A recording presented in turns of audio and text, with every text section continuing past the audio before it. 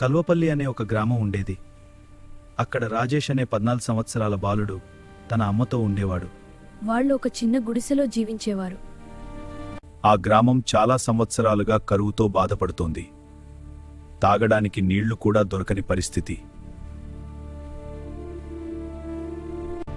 70 సంవత్సరాల క్రితం ఈ ఊరికి ఒక శాపం పడింది. ఆ శాపం ఏంటో ఎవరికీ తెలియదు. రాజేష్ మాత్రం ఈ శాపం వెన్నెనితవ్వాలి. అమ్మా, నేను వెళ్ళాలి. నా కోసం కాదు, మన కుటుంబం కోసం. అప్పుడే రాజేష్కి ఒక వృద్ధుడు కనిపించాడు. ఆయనకి ఈ శాపం గురించి ఏదో తెలుసునని అతనికి అనిపించింది. అసలు మా గ్రామానికి ఏమైంది? ఈ శాపం గరా? ఈ విషయం తెలిసిన వాళ్ళు ఎవరైనా ఉన్నారా అని రాజేష్ ఆలోచించాడు. ఆ వృద్ధుడు ఒక పాత దేవాలయం వైపు చూపించాడు. అక్కడ జరిగిన తప్పే ఈ గ్రామానికి శాపంగా మారిందని చెప్పాడు.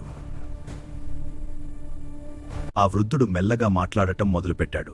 ఈ శాపం ఒక పాత తప్పు వల్ల వచ్చిన ఈ శాపం.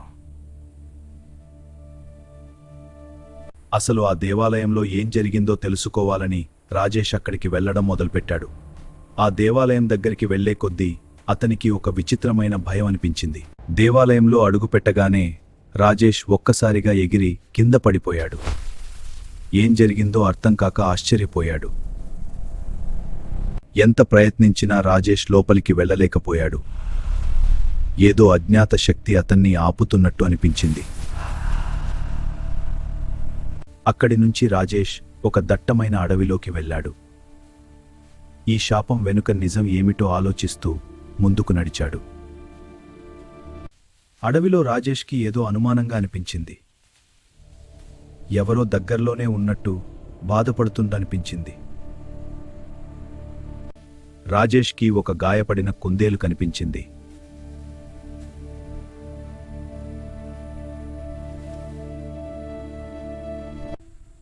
ఆ కుందేలు అమ్మా, అబ్బా, అబ్బౌ మనిషిలా మాట్లాడడం మొదలుపెట్టింది. రాజేష్ ఆశ్చర్యంగా దాన్ని గమనించాడు. అది చూసి రాజేష్ ఆశ్చర్యపోయాడు.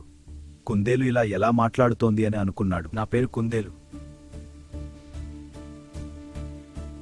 రాజేష్ ఆశ్చర్యంగా అడిగాడు, నువ్వెలా మాట్లాడుతున్నావు? అతని ముఖంలో సందేహం స్పష్టంగా కనిపించింది. అప్పుడు కుందేలు మెల్లగా చెప్పింది, నాకు ఈ శక్తి దేవుడిచ్చాడు.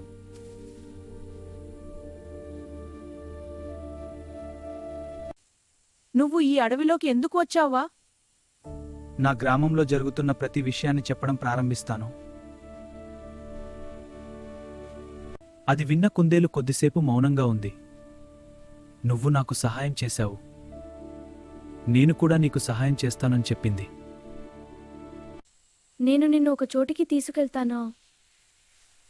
రాజేష్ అంగీకరించి దాని వెంట వెళ్లడం ప్రారంభించాడు. రాజేష్ మరియు కుందేలు దట్టమైన అడవిలో ముందుకు వెళ్లసాగారు.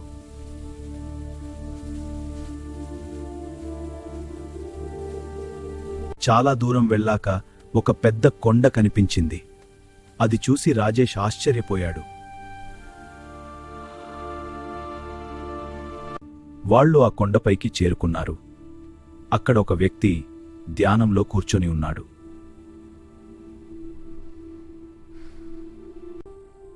ధ్యానంలో ఉన్న ఆ వ్యక్తి మెల్లగా కళ్ళు తెరిచాడు. రాజేష్ కళ్ళల్లో చూసిన వెంటనే అతని సమస్య అర్థం చేసుకున్నాడు. అప్పుడు ఆ వ్యక్తి మాట్లాడటం ప్రారంభించాడు. మీ గ్రామ సమస్య తీరాలంటే ఏం చేయాలో అతనికి వివరంగా చెప్పాడు.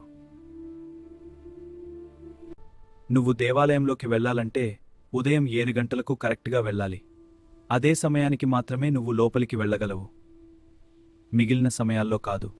ఆ వ్యక్తి దేవాలయంలో చేయాల్సిన పనిని కూడా వివరంగా చెప్పాడు.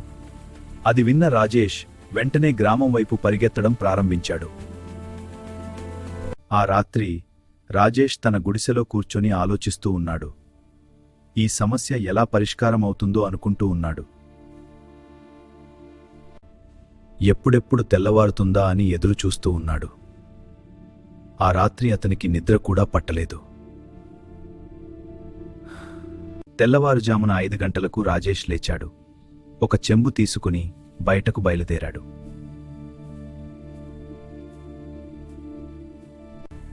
చాలా దూరం, సుమారు 40 కిలోమీటర్లు నడిచాడు.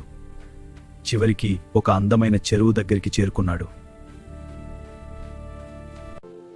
అక్కడ చెంబు నిండా నీళ్లు తీసుకున్నాడు. ఆ నీళ్లతో దేవాలయం వైపు బయలుదేరాడు. ఉదయం 7 గంటలకు రాజేష్ దేవాలయం ముందు నిల్చొని లోపలికి వెళ్ళాడు. ఈసారి అతనికి ఎటువంటి అడ్డంకి లేకుండా లోపలికి వెళ్ళగలిగాడు. రాజేష్ అమ్మవారికి ఆ నీళ్లు పోశాడు.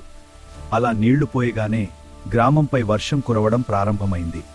చెట్లు కూడా మళ్లీ మొలవడం మొదలుపెట్టాయి. శాపం తొలగిపోయిన తర్వాత కల్వపల్లి పచ్చగా మారింది. రాజేష్ కూడా కొత్త బట్టలు వేసుకుని ఆనందంగా నిల్చున్నాడు. గ్రామ ప్రజలు అందరూ రాజేష్ని మెచ్చుకున్నారు.